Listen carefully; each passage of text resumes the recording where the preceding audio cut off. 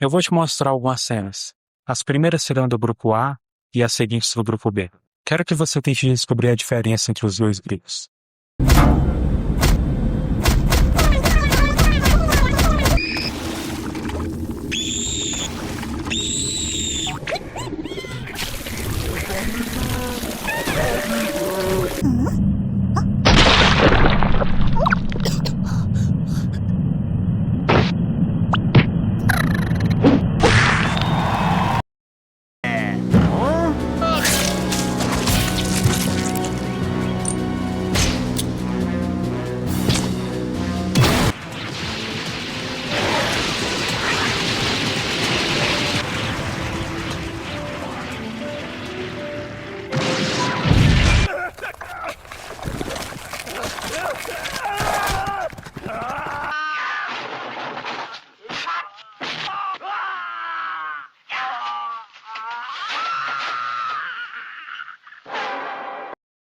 Caso você tenha sentido que as do grupo A têm algo de errado, algo estranho que você não sentiu no grupo B, parabéns!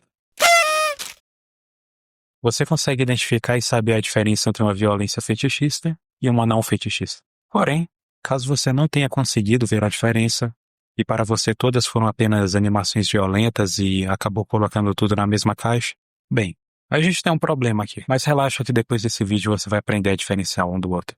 Animações violentas sempre fizeram parte da internet. Desde o início elas já eram muito populares.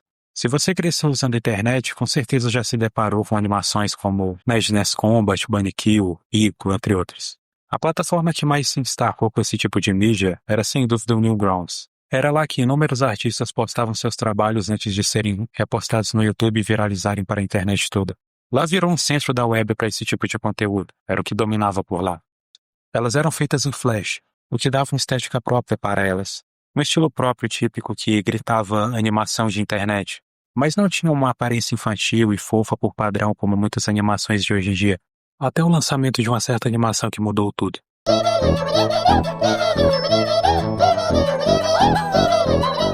Happy Tree Friends foi uma animação que ganhou uma série de TV em 2006. A ideia central era tudo se parecer com uma estética infantil, fofa e inofensiva, para então quebrar as expectativas das pessoas com cenas gráficas ultraviolentas e de humor negro. A animação fez muito sucesso, inclusive foi transmitida na MTV aqui no Brasil por volta de 2007. A série era bem simples, não havia diálogos ou tramas complexas, apenas plots simples que acabavam resultando em desastres, normalmente ocasionados por um efeito borboleta. Algo pequeno acontecia que começava uma cadeia de eventos que levava a um efeito dominó de consequências, resultando em um massacre e situações catastróficas. Happy Tree Friends é brutal, é uma das coisas mais violentas que você verá na sua vida. Porém, Happy Tree Friends é só isso. Ele não possui conteúdo sugestivo ou fetichizado. Nenhum tema sexual é abordado em nenhum momento. Não que isso seja um pré-requisito, mas nesse caso não há nada. É apenas violência gratuita feita pelo fator de choque e nada mais. Porém, a sua popularidade veio a ter consequências bem bizarras no futuro. Até hoje isso é muito comum aqui no YouTube. Porém, entre 2009 e 2012 foi o auge. Animações paródias eram feitas de absolutamente qualquer coisa e viralizavam muito, principalmente as das animações mais populares, que normalmente eram infantis. Isso é uma informação muito relevante. Animações de violência fetichista, na grande maioria das vezes, têm um estilo artístico mais fofo, dentro do que é chamado de baby dilema, cabeças e olhos grandes, formas arredondadas, etc. O que dá esse visual infantil para elas. Depois que Happy Tree Friends estourou, começaram a aparecer mais e mais animações do tipo. E eu acho que eu nem preciso dizer o problema que isso gerou. O algoritmo do YouTube não sabe bem a diferença entre um conteúdo realmente infantil ou um conteúdo muito violento ou fetichista. Para ele, se está tudo dentro do mesmo tema, é tudo a mesma coisa. Se um usuário vê um vídeo de Peppa Pig e tem um vídeo de paródia de terror violento de Peppa Pig, o algoritmo vai achar que aquele vídeo é de interesse dessa mesma pessoa. E isso já deu muita dor de cabeça pro YouTube. Eles melhoraram isso com o tempo, mas ainda é muito falha. O que resultou em vídeos do tipo serem majoritariamente vistos por crianças, ao invés de adultos, que eram o público-alvo. Tem um monte de vídeos do tipo cheios de comentários de pessoas dizendo que viram aquilo quando eram crianças e acabaram se traumatizando. E claro, a maioria desses canais não tinha intenções maliciosas por trás disso. Faziam isso pela subversão de gênero e pelo absurdo. Mas infelizmente existem outros canais onde esse não é o caso. Aí a gente já entra no Elsa Gate, Ben Roche e esse tipo de coisa, que não é o tema do vídeo. Esse vídeo é sobre violência. O que eu vou falar aqui é um terceiro grupo. Canais que gostam dessa mistura de personagens fofos com violência, mas não como Happy Friends, pelo humor e contraste, e sim por motivações bem sexuais. Para entender a violência fetichista, a gente precisa entender quem aplica essa violência primeiro. Com o tempo, começaram a aparecer animações que são violentas, mas de uma forma meio diferente. Personagens sádicos são extremamente comuns em ficção, e muitos deles são personagens incríveis. Dizem que um bom vilão é alguém que você simpatiza, entende suas motivações e quase fica do lado dele em alguns momentos. Te faz pensar, ele não é tão ruim assim. Ele tá fazendo coisas boas, os meios dele que não são tão legais, mas são necessários. Ou então são vilões muito bem escritos, mas que não têm uma grande motivação ou motivo para fazer o que fazem. Eles fazem simplesmente porque querem. É algo quase animal ou instintivo. Por mais que suas motivações sejam vagas e aparentemente irrelevantes, a complexidade não vem deles, e sim dos outros personagens que são obrigados a pensar sobre eles. Por exemplo, o Coringa só faz as coisas porque quer e acha legal. A complexidade vem do ponto de vista do Batman. Outro exemplo é o Mahito de Jujutsu Kaisen, se você for um otaku fedido. Mas isso quando o vilão é bem escrito. Quando ele não é, sai um terceiro tipo. O tipo que você encontra em fanfics e em descrições ao lado de desenhos e coisas do tipo. Um vilão super ed e ridículo que você não consegue levar a sério. Quase sempre eles querem fazer um vilão como os dois tipos que eu citei. Porém, ou por uma escrita ruim ou por colocar suas preferências pessoais de uma forma meio burra no meio, acabam dando uma origem a personagens fetichistas, feitos como um crush do próprio autor. Colocam suas fantasias de dominação no personagem. Você consegue ver a ideia do vilão, o que a pessoa tinha em mente na hora de fazer ele. Ela queria construir um personagem que te transmitisse perigo e medo, mas acaba não convencendo. E em grande parte disso isso acontece por um motivo: os fetiches do autor.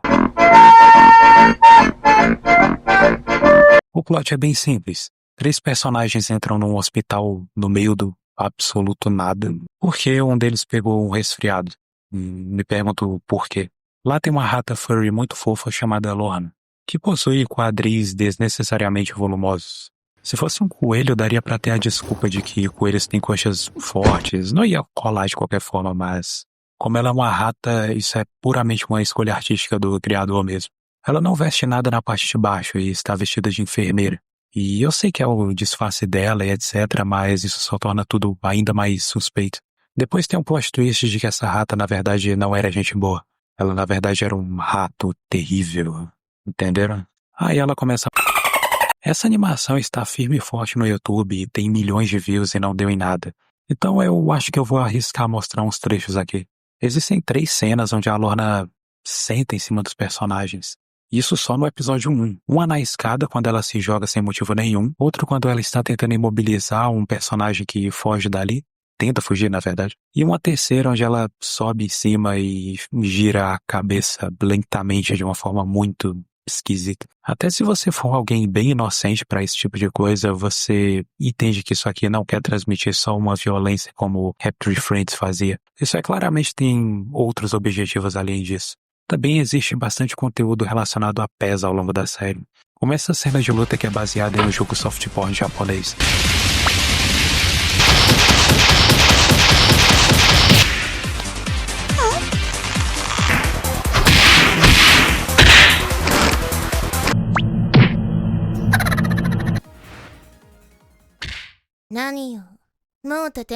O elefante da sala aqui é que nenhum dos personagens é maior de idade. Isso deixa tudo muito esquisito. Essa sessão iria ser maior, na verdade, mas eu não acho que resta dúvidas de que Terrible Mouse é uma animação de fetiche.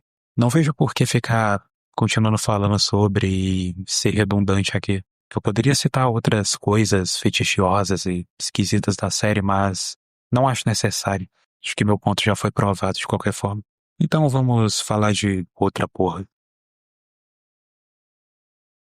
A animação que inspirou Terrible Mouse, por mais que o próprio criador não queira admitir isso, foi outra série da internet chamada de Pretty Blood, que por mais que tenha essa estética de animação em Flash no Newgrounds feita em 2010, ela é bem mais recente que isso, sendo iniciada em 2017. Mas só foi ficar popular muito tempo depois com um arco chamado Red Snow. O primeiro episódio é puro horror de choque, se é que dá pra chamar isso aqui de horror. Eu não vou mostrar aqui porque o próprio YouTube derrubou o episódio postado originalmente. Então eu tenho medo. Mas basicamente a Rini, que é a vilã da série e uma personagem recorrente em todos os arcos, incluindo o mais famoso, que é o Red Snow, sua filha e streama em um site chamado de Pretty Blood, que é o que dá nome à série, né? E claramente gosta muito disso. E aqui é que entra algo que confunde muito as pessoas. A violência de Pretty Blood não é sexualizada de uma forma muito óbvia como em Terrible Mouse. Isso porque o criador ele nem sabe desenhar direito, então ele se limita a fazer esse tipo de personagem extremamente simplificado.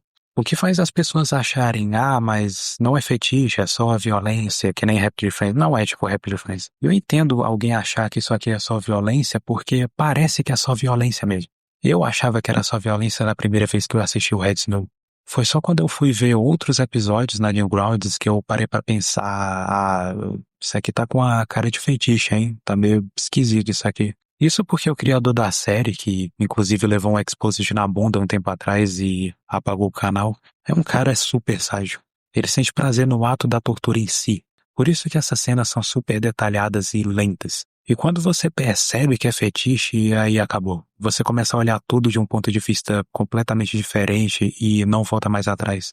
É que nem o Albert Einstein dizia lá, uma mente aberta não volta mais, ou alguma coisa assim. E bem, como se diferencia uma violência fetichizada nesse caso, já que não tem aquele apelo para o corpo da Lorna como em Terrible Mouse tem? Aqui a gente complica um pouco, porque na maioria das cenas gore de Pretty Blood, não há nenhum indício direto de sexualização, é apenas tortura, então como se identifica algo assim?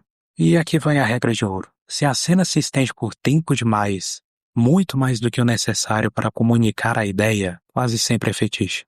Se você se deparar com uma cena que não está avançando a narrativa em nada, não está acrescentando em nada e se estende por muito tempo, é uma red flag gigantesca. O segundo ponto é, onde que está sendo direcionado o foco da cena? Nos diálogos? No psicológico dos personagens? Seus dilemas morais e coisas do tipo? Ou está focando em atos de dominação no maior estilo BDSM? Como são conceitos mais abstratos e subjetivos, é impossível bater o martelo muitas vezes.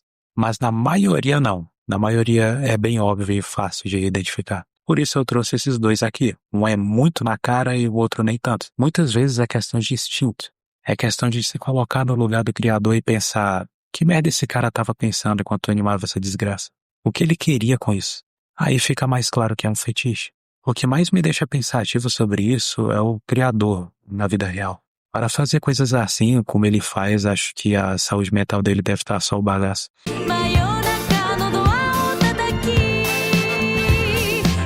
O Japão é um país muito estranho. E eu não falo isso apenas na questão de que o país fica do outro lado do mundo e, portanto, a cultura dele, obviamente, vai ser muito diferente da nossa. As normas sociais são muito mais rígidas por lá. Toda essa questão de forma correta de se comportar em sociedade, ser um ser humano exemplar, é 100 vezes mais intensa por lá do que aqui no Ocidente. As escolas exigem muito mais dos alunos, os trabalhos exigem muito mais dos funcionários, tudo carrega um peso muito maior. O que acaba tendo consequências como hikikomores, que são pessoas que não aguentam a vida e acabam se isolando completamente, evitando qualquer tipo de contato social, ou uma doença chamada kuroshi, que é basicamente morrer de tanto trabalhar. E observe que esses dois termos são japoneses, criados no Japão. Não existe um termo aqui no Ocidente para esse tipo de coisa porque não são tão comuns aqui. E no meio de toda essa pressão social, os japoneses acabam extravasando suas energias no escapismo de uma forma igualmente intensa. Por isso que tem tanto isekai no Japão. O motivo de eles fazerem tanto sucesso por lá e existirem tanto vem dessa necessidade de escapar da realidade. Tudo isso, junto com a sexualidade, que é culturalmente mais aberta, porém politicamente mais reprimida, deu origem a uma das maiores atrocidades que eu já vi. Se a gente está falando de fetiche e violência, esse aqui é o fundo do poço, é o ápice inigualável. Acredito que vocês já devem estar familiarizados com o termo hentai. Se refere a um conteúdo desenhado sexual, incluindo mangás, animações e desenhos de forma geral. São largamente consumidos não só no Japão, mas no mundo todo. Tanto que, independente do país que você viva, a forma como as pessoas se referem a esse tipo de conteúdo é hentai. Mas e se existissem hentais que, ao invés de focarem em conteúdo sexual, focassem em violência extrema, tortura e coisas do tipo? Muitas vezes nem tendo conteúdo sexual de fato. Isso parece absurdo demais para algo assim existir e ser consumido, mas não no Japão. Lá esses mangás são chamados de eroguro, que é uma junção de duas palavras. erótica, que eu acho que eu não preciso traduzir, e guro, que é a pronúncia japonesa da palavra gore, que significa violência extrema. Apesar do nome, nem todo eroguro é sexual ou feito para te excitar. Existem muitos assim, daí é que vem o nome, mas muitos deles se alinham com a filosofia chamada Thumb, que é de encontrar beleza no grotesco. Existe um jogo chamado Scorn. Ele tem toda essa estética grotesca e nojenta, onde tudo é feito de carne e ossos. O que é repulsivo, mas esteticamente é simplesmente incrível. Os ambientes desse jogo são simplesmente hipnotizantes. É inegável que existe uma certa beleza aqui. E é essa beleza que tentam capturar. Novamente, depende da obra. Tem algumas que só é gore com sexo e foda-se. Esse tipo de mangá é comercializado em seções adultas, separados dos mangás comuns, porém de uma forma ainda mais restritiva do que o hentai. Enquanto no Japão você pode encontrar hentais em qualquer loja de conveniência na esquina, como 7-Eleven e Lawson, eroguros são encontrados apenas em livrarias especializadas e em suas seções próprias. Tem um canal chamado Hashi Quebrada que faz análise de mangás, e muitos deles são eroguros. O vídeo mais visto do canal é sobre um eroguro chamado Animal Human. Eu conheci o canal pelo esse vídeo e acabei lendo ele. Acabou sendo o único que eu li completo porque, por mais que eu goste de conteúdo violento, desse tipo eu já acho só nojento demais. Eu não me divirto lendo. Eu tenho os meus limites. Me buga a mente saber que tem gente que sente tesão nesse tipo de coisa. A história é basicamente de que existe uma fazenda onde animais antropomórficos criam humanos para o abate. É basicamente o oposto do que acontece na vida real. Um pai, junto com sua filha, acabam sofrendo um acidente de carro próximos dessa fazenda e são levados para lá para virarem comida assim como os outros. Inicialmente eu achava que essa história seria uma história de crítica social, que ia mostrar as hipocrisias humanas e coisas do tipo, mas na verdade não. Isso tudo é só uma desculpa para ter cenas gore e grotescas. Assim como hentais são conhecidos por ter histórias ruins, contudo sendo uma desculpa para rolar cenas sexualizadas e de sexo de forma gratuita, aqui é a mesma coisa, só que com gore. A história é um plano de fundo para a violência rolar. A maioria que vai atrás desse tipo de conteúdo vai por um motivo. Então esse motivo muitas vezes é a única coisa que você vai encontrar aqui. Enfim, já descemos todos os degraus de violência fetichizada. Eu expliquei e dei exemplos das diferenças entre uma e outra, mas o ponto é que não tem como saber se a violência é de fato fetichizada ou não é com 100% de certeza. Vou dar um exemplo aqui. Sabe aquelas cenas muito comuns em desenhos infantis, onde os personagens inflam como um balão? Tem muita gente que tem fetiche nisso aqui na internet. O DeviantArt tá lotado de artes desse tipo. E aqui que fica a pergunta. Essas pessoas cresceram vendo conteúdo assim e acabou se misturando com seus fetiches ao longo do tempo?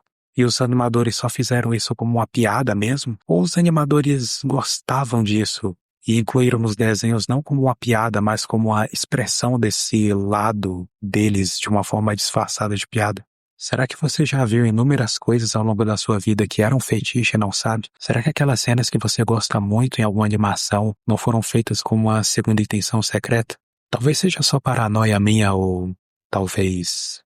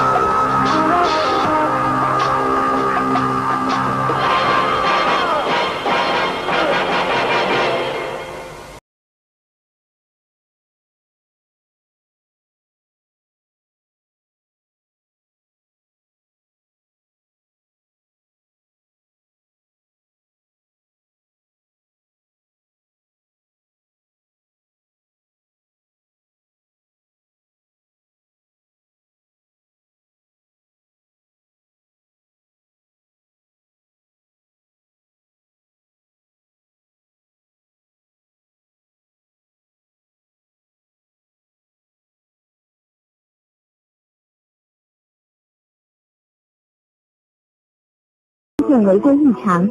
了解详情请按0，由华语客服为您服务。